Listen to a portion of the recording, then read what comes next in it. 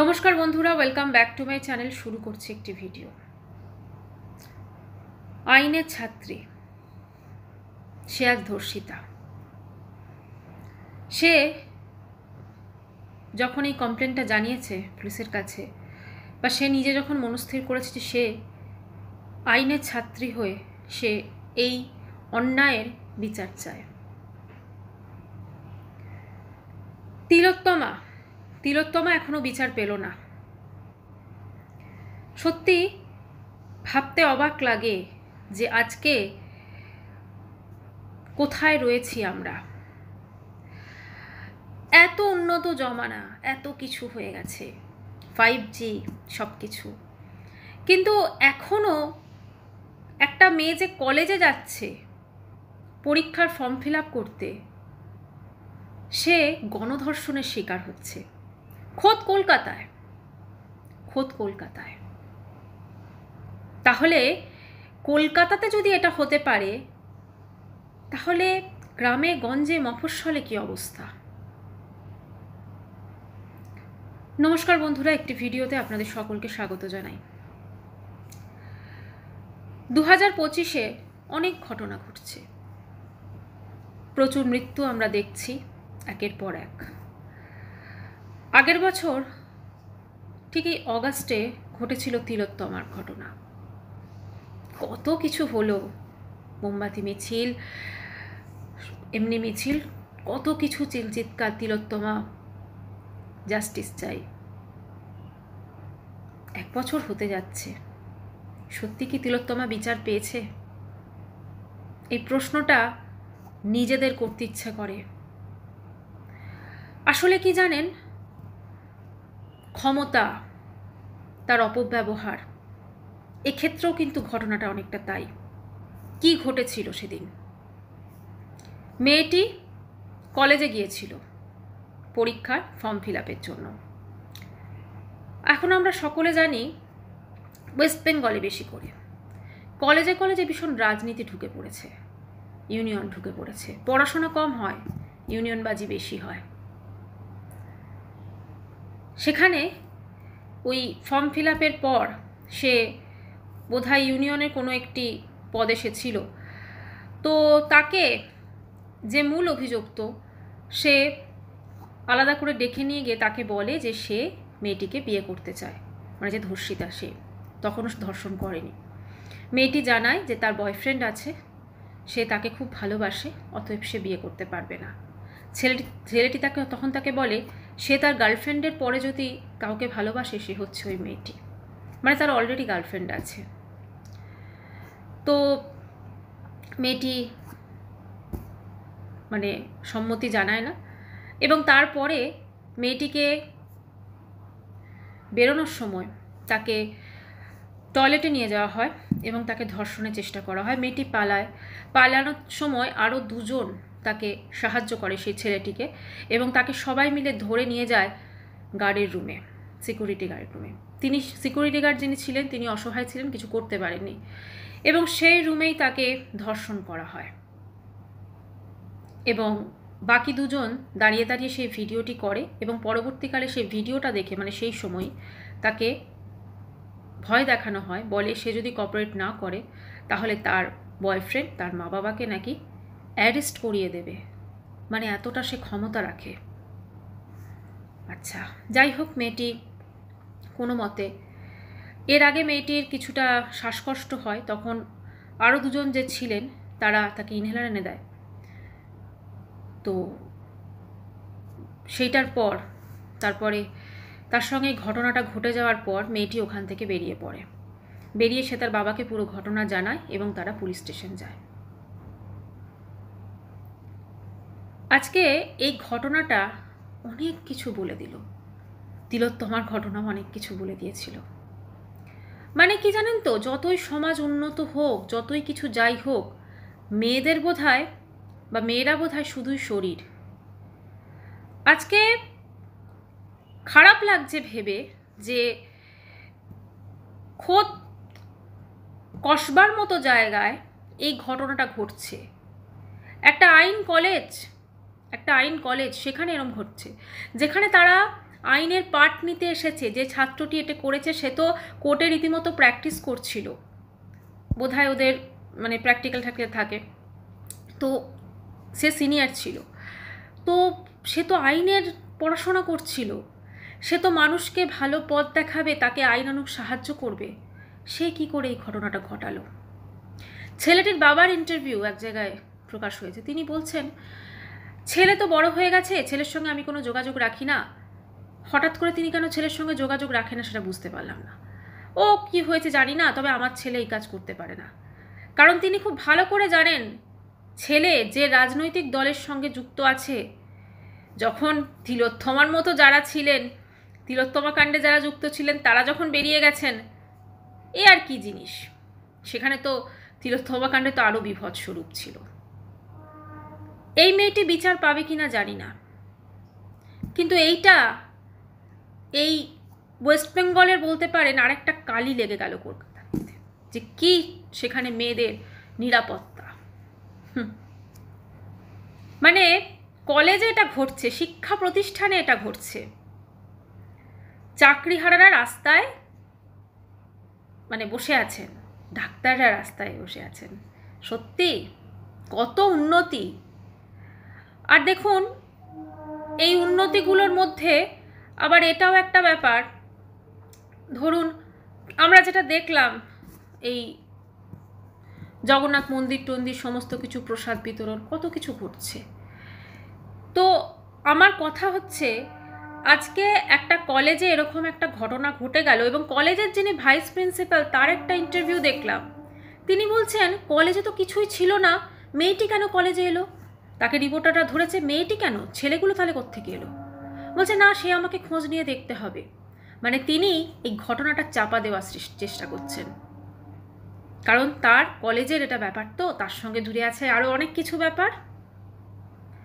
আমার না এই স্কুল কলেজ এগুলোতে রাজনীতিগুলো যে কেন ঢোকে, এবং সেটা ওয়েস্ট বেঙ্গলে আমি বেশি দেখি। কিসের রাজনীতি? তারা তো পড়াশোনা করতে যাচ্ছে, রাজনীতি করতে তো নয়। পড়াশোনার সঙ্গে রাজনীতির কি সম্পর্ক এটা বুঝি না, জানেন তো। হয়তো এগুলো মানে কি বলবো, অনেক বড় কিছু ব্যাপার আছে, কিন্তু খুব সত্যি কথা, পড়াশোনার সঙ্গে রাজনীতির কোনো প্রয়োজন নেই। এবারে আসি কিছু কথায়। আজকে যে ঘটনাটা ঘটেছে এর দায় তো অবশ্যই প্রশাসনের।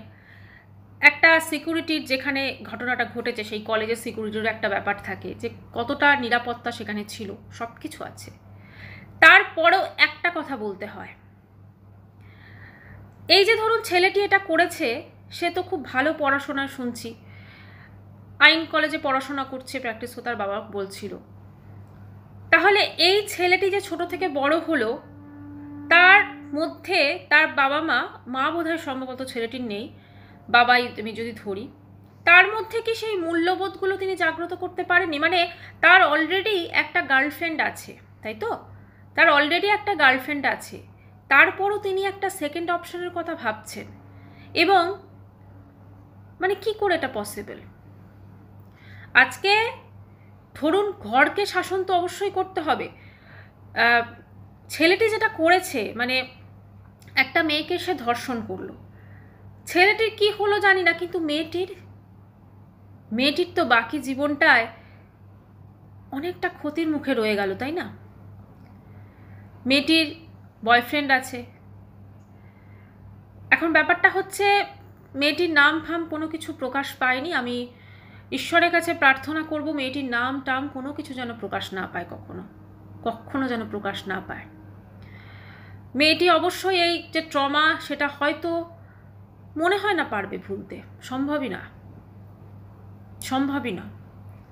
কারণ ও যখন ধর্ষিত হচ্ছিল তখন ওর মধ্যে কি চলছিল সেটা একমাত্র বোধহয় ও ফিল করতে পারে। কি ভয়ঙ্কর রূপ না, কলেজের মধ্যে ধর্ষণ। সত্যি আমি দেখলাম হিন্দি একটি নিউজ চ্যানেলে এই খবরটা দেখিয়েছে, জানেন, ওখানে লিখেছে ডাক্তারের পর এবার आईनेर छात्री संगे लॉ कॉलेज में पढ़ रही थी एक छात्री के साथ बलात्कार। सत्यि এখন হয়তো 5Gর যুগে সব কিছু ভীষণ ভীষণ ইজি হয়ে গেছে, অনেক অপশন চলে এসছে। আজ থেকে ভাবুন তো 20 বছর আগে এই সবগুলো ছিল? খুব বেশি না, 10 বছর আগে কি এতটা ছিল?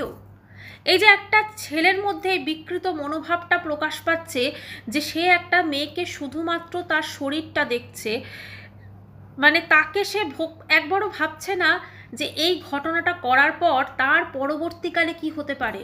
নাকি সে এটা ভাবছে যেখানে তিলোত্তমার অপরাধীরা ছাড়া পেয়ে গেছে, তাদের মানে কোনো হাইলাইটই হয়নি, আর তারা তো ছাড়া পেয়ে গেছে, তিলোত্তমা কাণ্ড চাপা পড়ে গেছে, সেখানে এই ঘটনাটাও হয়তো চাপা পড়ে যাবে। আর যদি মেয়েটা সাহস না করতো, আর যদি মেয়েটা ভাবতো যে আমি এর প্রতিবাদ করব না, তাহলে হয়তো এই জিনিসটা চাপা পড়ে যেত।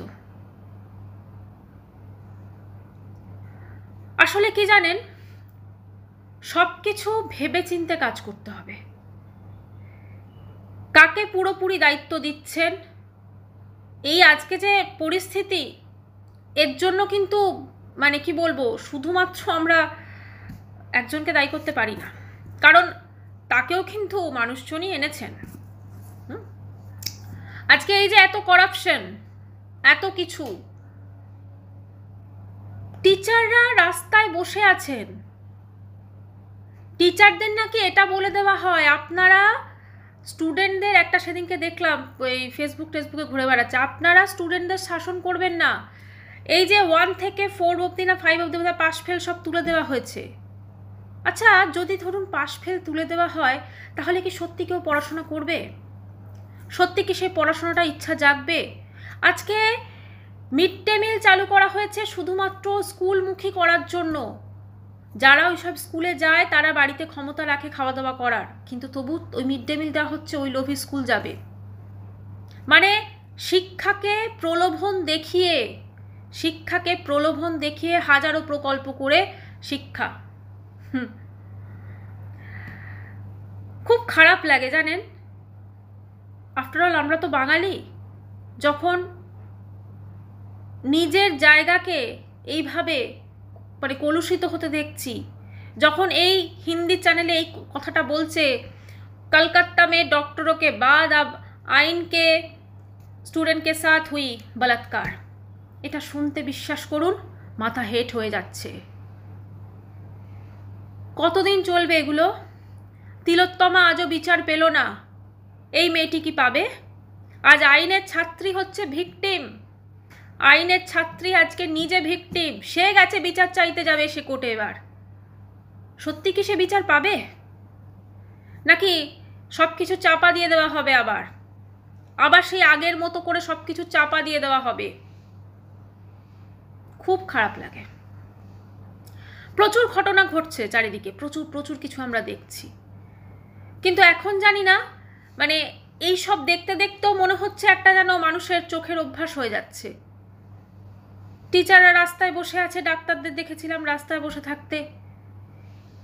এই ঘটনা, তাহলে ভবিষ্যৎ প্রজন্মের সত্যি কি নিরাপত্তা আছে? ভবিষ্যৎ প্রজন্মের সত্যিই কি নিরাপত্তা আছে কলকাতাতে, ওয়েস্ট বেঙ্গলে? বোধহয় নেই। আজকে একটা মেয়ে কলেজে গেলে তার বাড়ির লোক টেনশনে থাকবে, কিছু হচ্ছে না তো, বা হয়তো অনেক মেয়েও কিছু হলে বলতে ভয় পাবে, কারণ তাকে এই সমাজে থাকতে হবে। এই মেয়েটি যে সাহসটা করতে পেরেছে, এটা সবাই হয়তো পারে না। আজকে মেয়েটির বাবা মার কি অবস্থা, মেয়েটির কি অবস্থা? আজকে হয়তো সে পড়াশোনা করবে, নিজের পায়ে দাঁড়াবে, কিন্তু তার যে ক্ষতিটা হলো মানসিক এবং শারীরিক ক্ষতি, তার হিসেবটা কোথা থেকে হবে? তিলোত্তমার পর এখনো 1 বছরও হয়নি এই ঘটনা, এরকম না জানি আর কত কত ঘটবে, কত কিছু আমরা দেখব।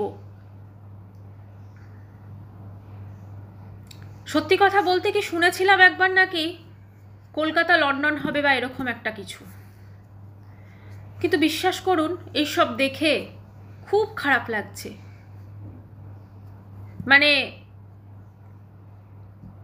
নিজের জন্মভূমি, নিজের বাংলা সব কিছু যেন অন্যরকম হয়ে যাচ্ছে।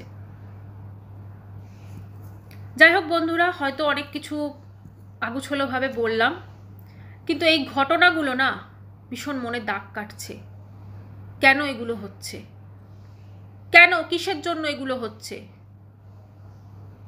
শুধুমাত্র কি অধিকার থাকলেই কি যা খুশি করা যায়? মানে সেটা একটা, মানে কি বলবো, অধিকার আছে তাই না? বা যা কিছু করি পার পেয়ে যাব, এরকম একটা ব্যাপার, যা কিছু করি পার পেয়ে যাব, এই বিশ্বাসটা মানে জন্মে গেল, তাহলে এরকম একটা না হাজারটা ধর্ষক তৈরি হবে। কারণ এই যে ধর্ষণ করেছে ছেলেটি, সে তো শিক্ষিত, সে তো অশিক্ষিত নয়। একজন শিক্ষিত হয়ে সে যে কাজটা করলো, তাহলে একজন গ্রামগঞ্জের অশিক্ষিত ছেলে, মানে কি বলবো, এটা জাস্ট কিছু বলার নেই। আর ভিডিওটি এখানেই শেষ করছি। আর যে মেয়েটির সাথে এটা হয়েছে, তার মনের কষ্ট, তার কি বলবো, কিচ্ছু বলার নেই। তবে তাকে সহানুভূতি জানাচ্ছি, এবং অবশ্যই তার বাড়ির লোককে, তার মা বাবাকে, সে যেন এই কঠিন জিনিসটা যেন ভুলতে পারে বা ভোলার চেষ্টা করতে পারে এবং এগিয়ে যায় সামনের দিকে। এটাই। সবাই খুব ভালো থাকবেন। ভিডিওটি এখানে শেষ করলাম। বাই।